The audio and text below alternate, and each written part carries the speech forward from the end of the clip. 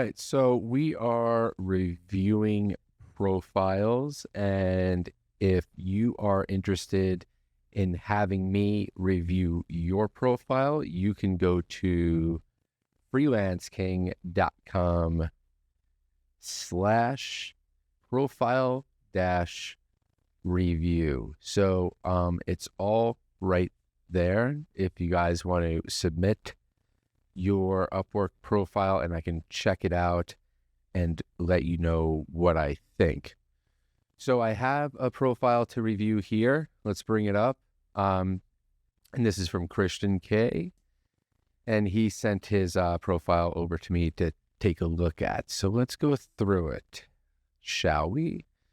All right. So the first thing that actually jumps out at me is this association with this agency, which is weird because it's just a low score. So you're like, what is that? Makes me want to click in there and kind of see what's going on. And I see that it's, kind of tied with exactly is going on with Christian's main profile, because it's going through this hourly change and all these things. So my gut opinion on this is it's not necessary, because most of the people that are going to be checking out your profile have probably just seen you for the first time. The people that know you already are probably going to contact you in different ways. So I always kind of look at the profile like the entrance to your store. This is the first thing that people see after you send a proposal or they submit a job post. So you want to be cognizant of that. So right out of the gate, kind of talking about your hours and your price and your this and your that. It's not coming from the perspective of a client's kind of main concern, which is, what can you do for me, right? Like, these clients are coming in to have a job squared away and done as quickly as possible with the least amount of flack. That at the end of the day, that's what they need. They need the job done. They need it quickly. They need it within a budget. So I get that you want to present your hours, but it's like, what do you do first? That, and you're wasting a lot of precious real estate up here by talking about it, because, your price per hour should just be your price per hour. I mean, it should be non-negotiable. It should just be what it is. You don't really need an explanation for that.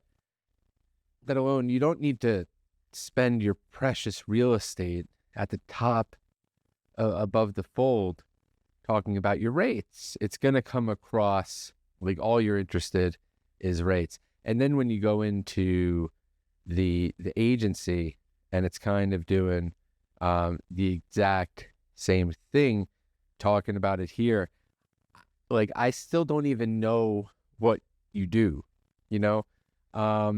so I guess, we're talking about pipeline. I see your work history here. So automation. So you kind of do what I do, automation stuff, which is cool. But, if you check out my profile, I'm not talking about my prices for sure. I'm talking about what I can do for them and what I've done in the past to kind of show some authority in that realm. So, right out of the gate, I'd say this is definitely something you wanna get rid of.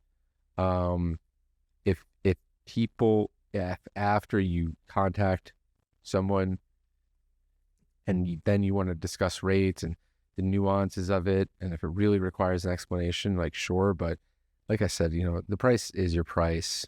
And if a client really wants to haggle that much over your hourly rate, especially at a $34 level, it's definitely not a client that you want to hang on to.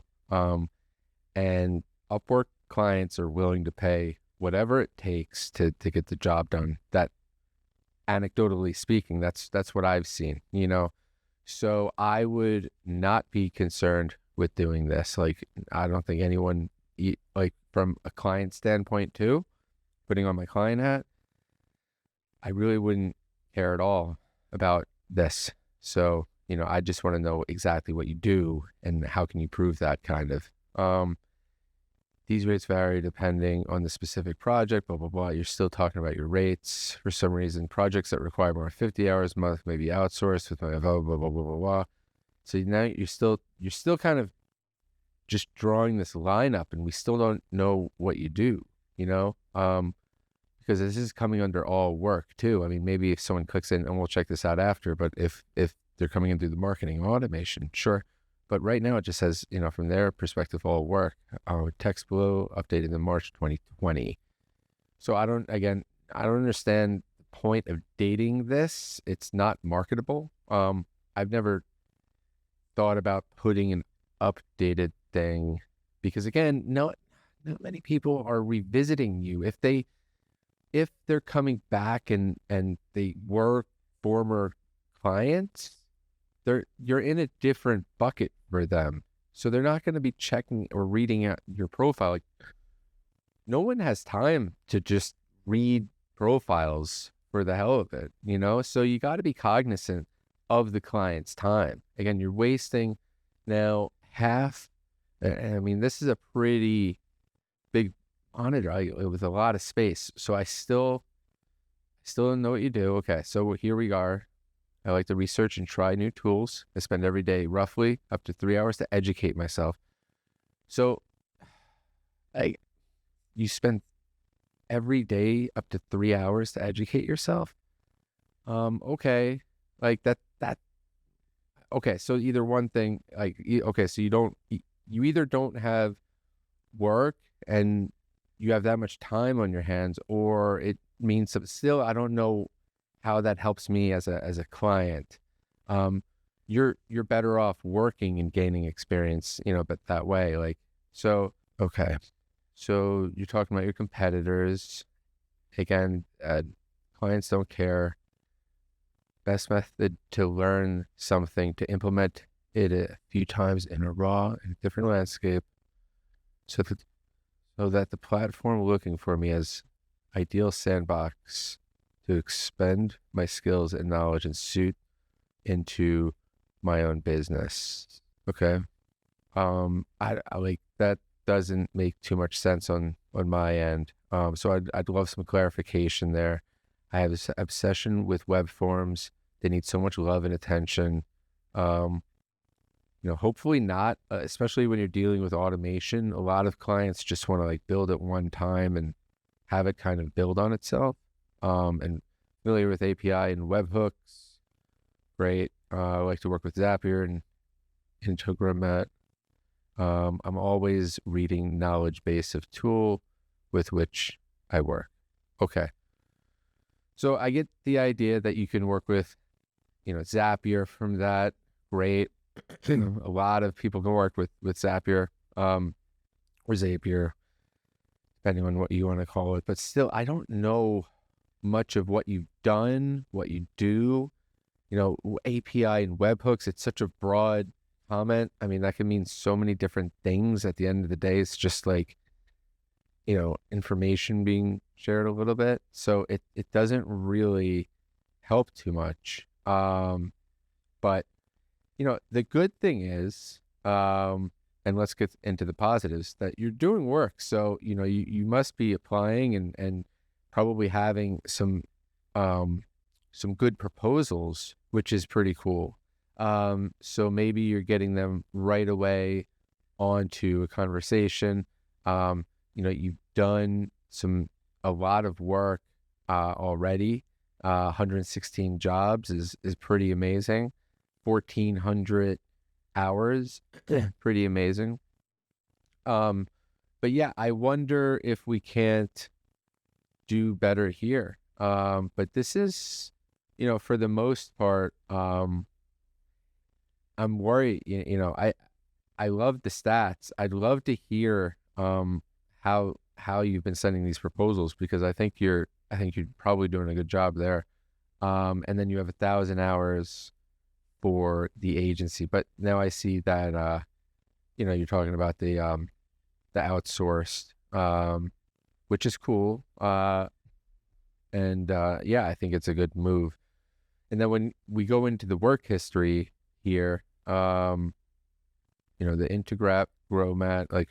Integromat scenario, it looks like these are fixed. 2 hours. Okay. Consultation. Okay. And it looks like you've been able to really crush it this year. So, I mean, really kudos to you.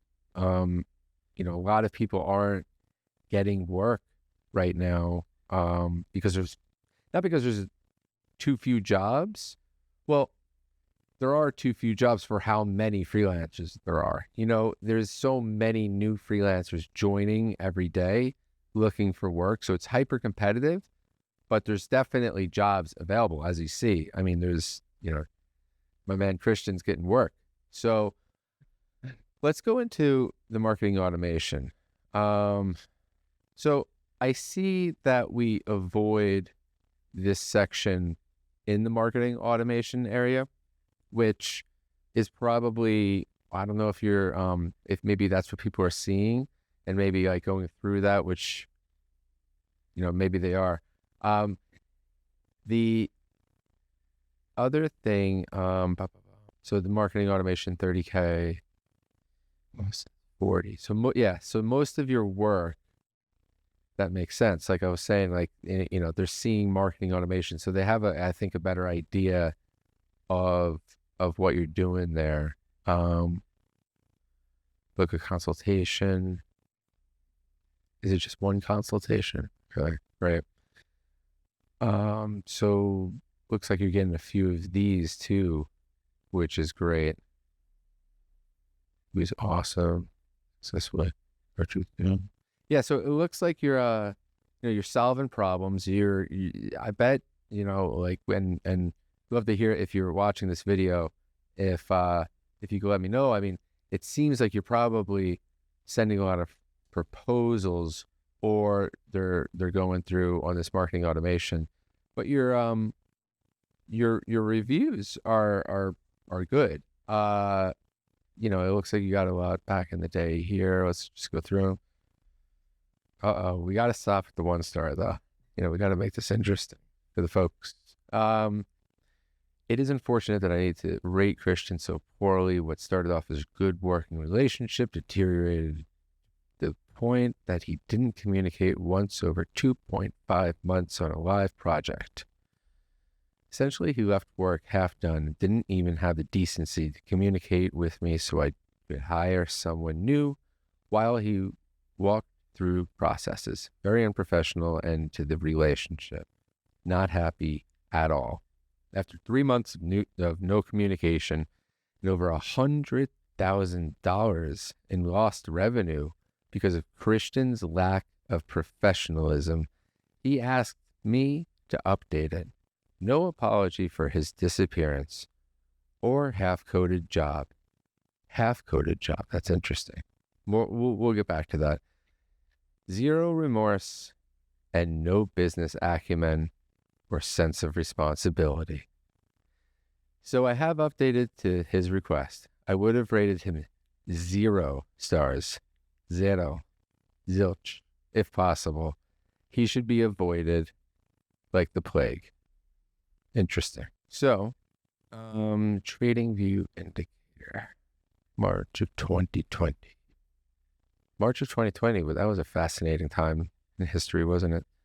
All right. So, yeah, 348 hours spent. I mean, this was a big project. Yeah, when I see this, and there's so many other good stars, especially when, you're dealing with this much time and involvement in a project, some interesting things can arise. So it seems very situational. We've all had, some crazy clients where, they feel like because they paid, a decent amount of money that they kind of expect you to be their servant for the next couple years or whatever. And they make promises, but then they expect things and blah, blah, blah. It seems like it was an hourly contract. So it also depends on like whether they paused it. A lot of times too, like in an hourly project, they'll pause it and be like, oh, we're out of money. But then they won't unpause it if they need stuff. So they'll just expect you to like do a bunch of stuff. So they'll make, and then they kind of play this card where, they'll hang this over your head. Like, I'll hurt you with a bad review and blah, blah, blah. Like I've seen it done before. And it's like their trump card for kind of getting out of stuff. But yeah, because you see like the relationship deteriorated. Like this is pretty toxic right here. When I see this, it really looks like something emotional where, and then when I also see, very unprofessional, 2.5 months, where was it? No apology. Oh, yeah, I wanted to come back to this too, the half-coded job.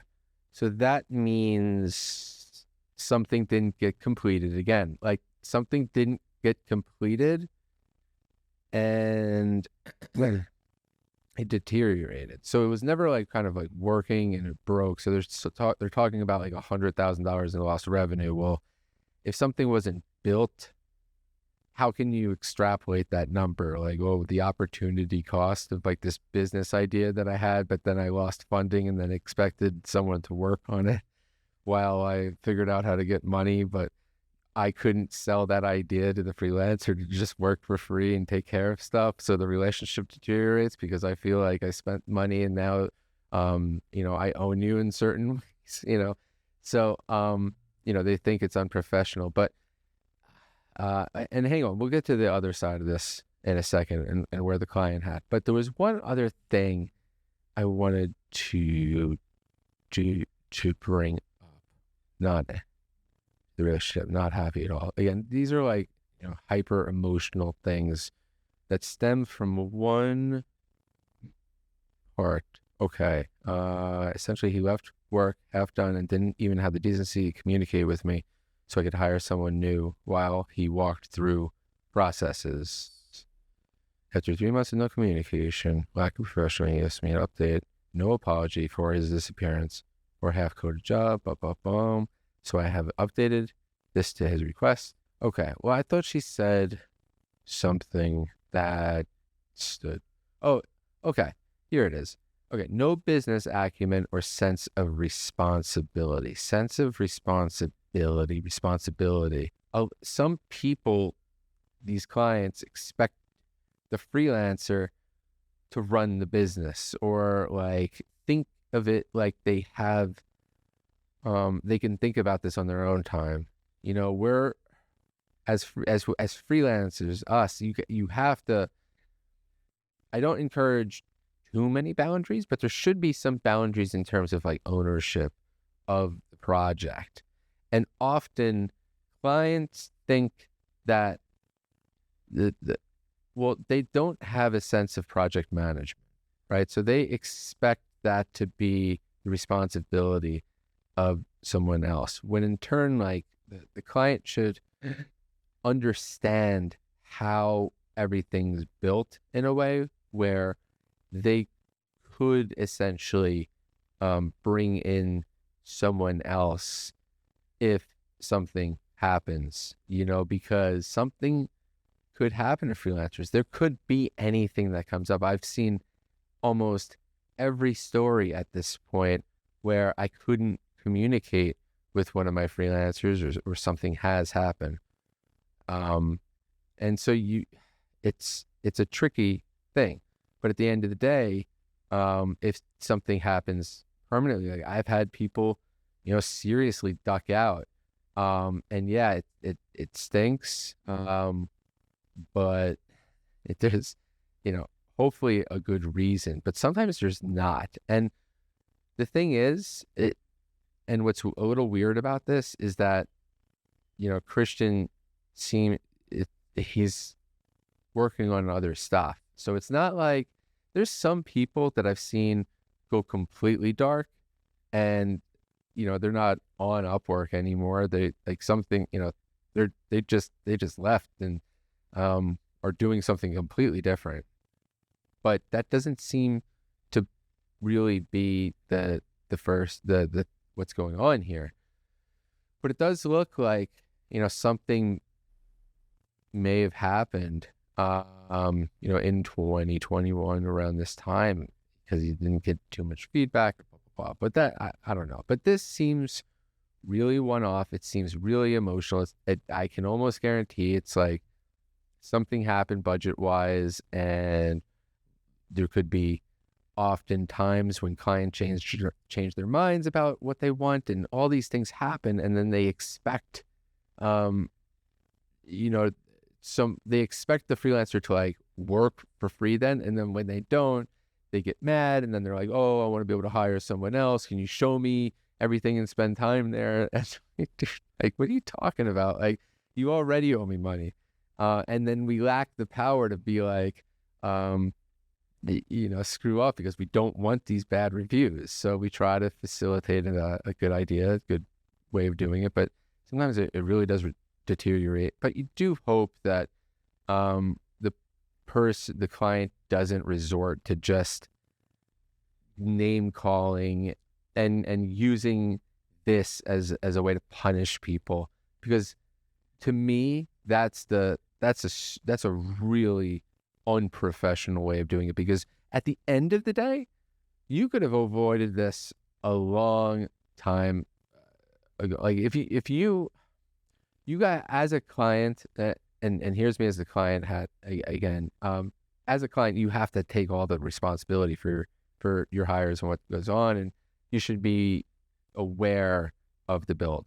But yeah, again, I've seen people just duck out. I've seen bad stories happen, but this doesn't seem like the case. This seems like a one-off, and I know we've talked about this a long time. So, and then just to go above to this one above, really liked working with Chris because it's a 3.15. It's a little weird too. So just this could have been a weird time period for Chris.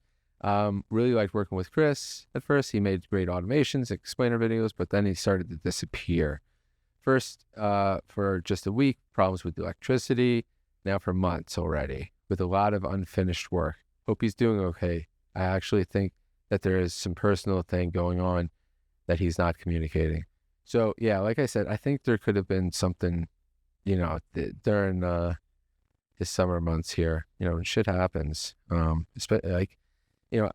had, both my hands burnt from the keyboard and I was out of service for like a month. I mean, I did my best to communicate with people, to be honest. And actually and we'll get into this in another video, but that was really when I learned like how amazing agencies are on Upwork, because they could really do a lot of the heavy lifting, which is a little strange here because he's saying he does have other people on his team that could do stuff. So you wonder, does he have a good project manager under him, or is it all his responsibility? Okay. So, but it does look like, he was good before that. He got his act together since then. Okay. Then going back a little earlier in time here, I was not satisfied with his work, charged me for more than double, as well as not efficient work. Right. So here we go. Here's a little more drama. Disclaimer, I will not recommend anyone to work with or for Mike Henson. His tasks are not worth money. Constant insults from the clients and the delivery of the project.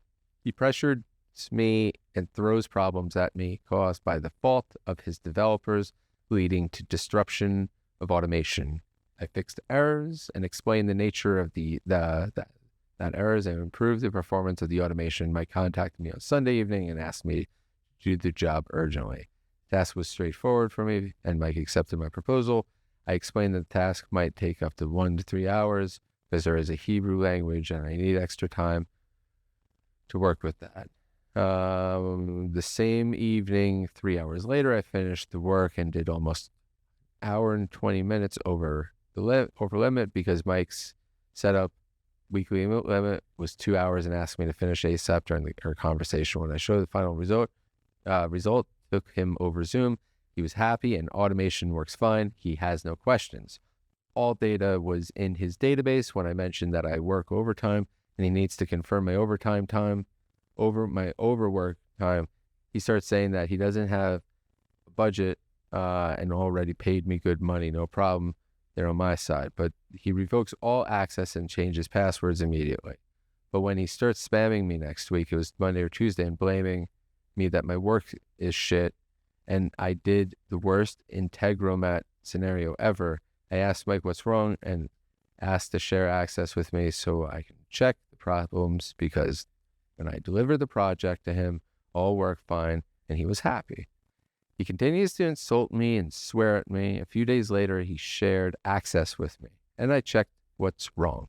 I fixed that and explained what happens is developers change the structure of the cart or something like that, and it led to issues with automation. Due to the nature of custom automation, we need to work with what we have and not be able to build a solution for all around scenarios.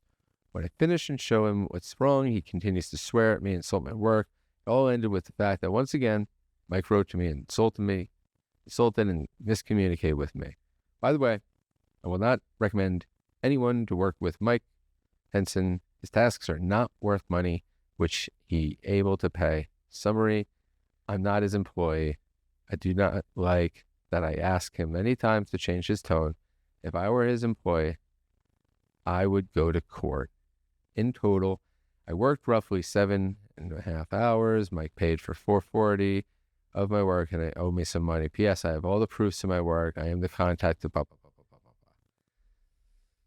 blah. Oh, Chris. All right. I feel your pain here, man. So sometimes I feel like, I don't know, maybe there was a way to just communicate this a little better with the client. Sometimes I just, if I go over and I got a hard time with it, it's just better to get a good review, than to have beef and drama like this, in my opinion. Let's see some different ones.